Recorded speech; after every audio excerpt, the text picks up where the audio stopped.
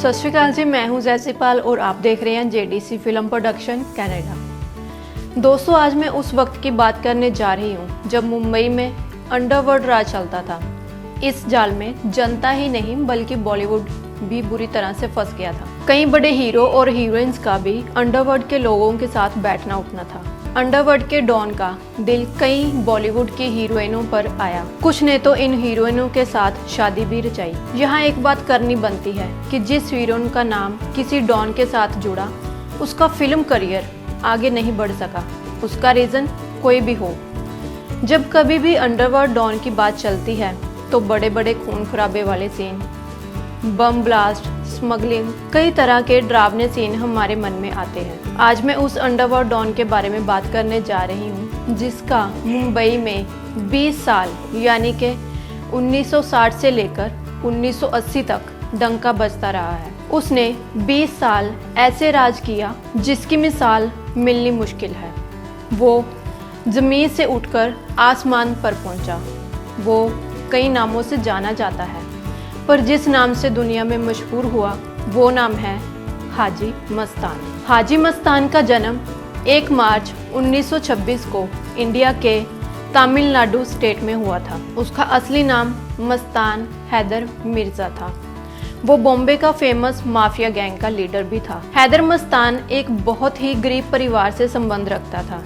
गरीबी के कारण वो 8 साल की उम्र में अपने परिवार के साथ बॉम्बे में आ गया और 10 साल उसने साइकिल रिपेयर का काम किया। वो अक्सर बड़ी बड़ी गाड़ियों को जाते देखता तो वो भी मन में अमीर बनने के सपने देखता, पर उसके हालात हैंड टू माउथ वाले थे। कल किसने देखा है, वो कहावत सिद्ध हुई।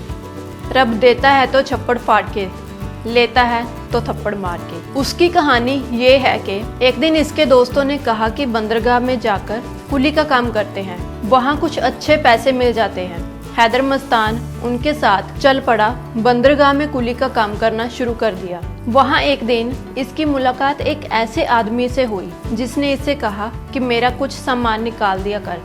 ये मान गया, काम करना शुरू कर दिया। उसके कुछ अच्छे पैसे मिलने लगे। ऐसे ही बहुत दिनों तक काम चलता गया। एक दिन इसकी मुलाकात एक बड़े व्यापारी के साथ हुई जो बड़े लेवल पर सोने की स्मगलिंग करता था। दोनों की आपस में अच्छी सेटिंग हो गई। काम चलता गया। एक दिन व्यापारी पकड़ा गया, पर पकड़े जाने से पहले उसने एक संदूकड़ी जो सोने की बिस्कुट से भरी हुई थी हाजी मस्तान को दे चुका था। वो उसको अपने घर ले गया, पर उसने उसे खोला नहीं। व्यापारी को सोने के केस में 3 साल की जेल हो गई। जब वो 3 साल की सज़ा काटकर बाहर आया तो हाजी मस्तान उसको अपने घर ले गया और उसने वो संदूकड़ी व्यापारी को दे दी। जब उसने उसे खोला तो उसमें सोने के बिस्कुट उसी तरह पड़े हुए थे। वह देखकर व्यापारी हाजी मस्तान की ईमानदारी पर बहुत खुश हुआ और उसने उसे अपना आधा सोना हाजी मस्तान को दे दिया और आधा आप ले गया। उस दिन से ही हाजी मस्तान की किस्मत बदलनी शुरू हो गई। अब Haji Mastan gold and electronic goods की स्मगलिंग के पूरे दाए पेश जान चुका था। उसने अपना काम शुरू कर लिया। बड़े बड़े लोगों के साथ दोस्ती पड़ गई। हर ऑफिसर को महंगे महंगे गिफ्ट देता। कस्टमर अफसर के साथ दोस्ती करके अपना काम करवाता। जो भी जितना भी पैसा मांगता दे देता। जो अफसर बहुत ईमानदार होता, जो किसी भी कीमत पर ना माने। कस्टम के बहुत सारे अफसर नहीं माने।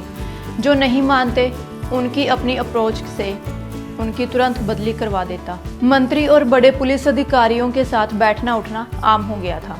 जो किसी भी अफसर की बदली करवाना उसकी एक चुटकी का काम था। हाजी मस्तान ने ईमानदार अफसरों की छवि बहुत खराब की थी। अब हाजी मस्तान पूरे बॉम्बे तो क्या, पूरे महाराष्ट्र पर इसका डंका बजने लगा।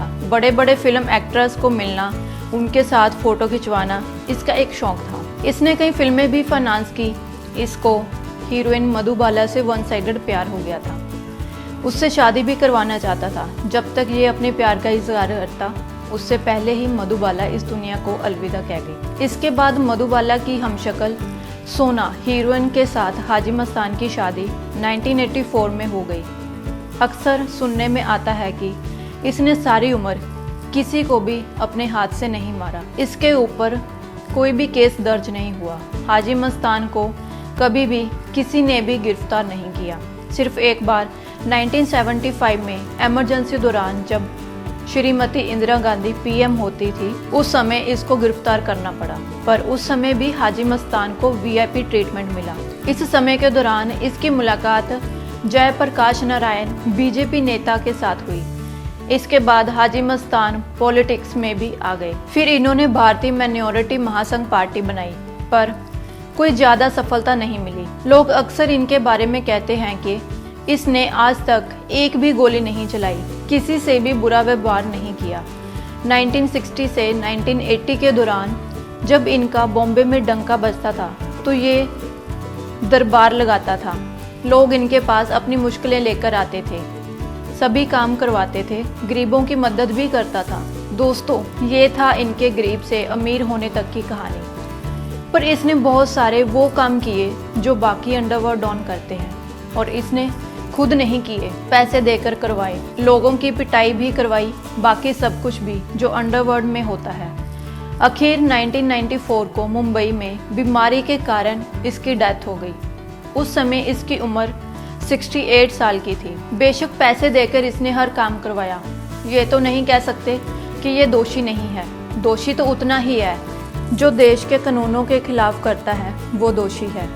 पर जो लीडरों ने इनसे पैसे लेकर ईमानदार कस्टम अफसरों की बदली करवाई, वो हाजी मस्तान से भी बड़े गुनाहगार हैं। उनको सज़ा मिलनी चाहिए थी, पर नहीं मिली। ऐसे लीडरों को नहीं चुनना चाहिए। हम बाकी सब बातें छोड़ देते हैं, एक बात सबसे ऊपर आती है, और वो क्या है? वो है गरीबी। जो किसी भी गरीब को अपने पेट भरने और मकान, गाड़ी और बच्चे पालने के लिए कोई भी काम किया, वो गुनाह नहीं है। फिर सवाल उठता है कि ये गुनाह इसका नहीं तो फिर किसका है? तो मैं बताती हूँ कि किसका है। वो सारे गुनाह हमारी समय की सरकार का है। हर नागरिक की हर साइड से मदद करना हमारी सरकार का काम है। अगर सरकार ने ये काम नहीं किया तो उनको खुद कोई ना कोई रास्ता निकालना पड़ता है। मरता इंसान क्या नहीं करता। सरकार हर नागरिक की जिम्मेदारी नहीं ले सकती, उसको इस्तीफा देकर घर बैठना चाहिए। 95% लीडर लोगों का ध्यान रखने की बजाय अपने परिवार, रिश्तेदार, सज्जन मित्रों का ध्यान रखते हैं। ऐसे लीडरों पर भी कार्रवाई होनी चाहिए। जब हाजी मस्तान 8 वर्ष का था तो वो अपने पिता के साथ साइकिल रिपेयर की दुकान करता था। अगर उस वक्त उसको अच्छी शिक्षा मिल जाती, पढ़ लिख कर वह भी अच्छा अफसर बनता। क्या जरूरत थी इसको स्मगलर बनने की? ये पूरे का पूरा दोष हमारी सरकारों का है। हम सब लोगों को मिलकर आवाज उठानी चाहिए। हर नागरिक की शिक्षा, सेहत, नौकरी का बंदोबस्त सरकार को करना चाहिए। नहीं तो जैसे गरीब पहले गरीब पैदा होता है तो आखिर गरीबी में ही मर जाता है। ये लीडर हमारे ही दिए हुए टैक्स पर पलते हैं और हमारे ऊपर ही राज करते हैं, धक्काशाही करते हैं।